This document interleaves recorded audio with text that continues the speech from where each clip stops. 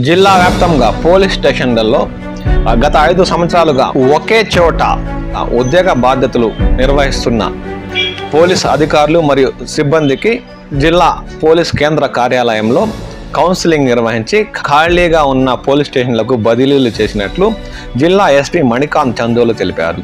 ఈ సందర్భంగా జిల్లా వ్యాప్తంగా 175 స్థానాలకు గాను 102 కానిస్టేబుల్, 59 హెడ్ కానిస్టేబుల్, 14 ఏఎస్ఐలకు దీంతో స్థానచలనమైనట్లు ఆయన పేర్కొన్నారు.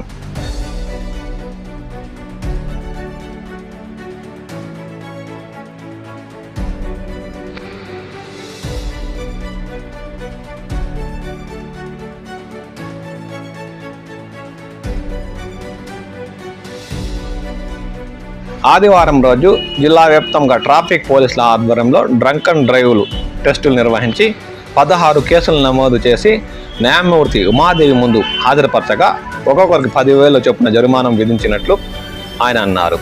ప్రతి ఒక్కరూ తాగి వాహనాలు నడపకూడదని, అలాంటి వారిపై చట్టపరమైన చర్యలు తీసుకుంటామని ఈ సందర్భంగా ఆయన సూచించారు.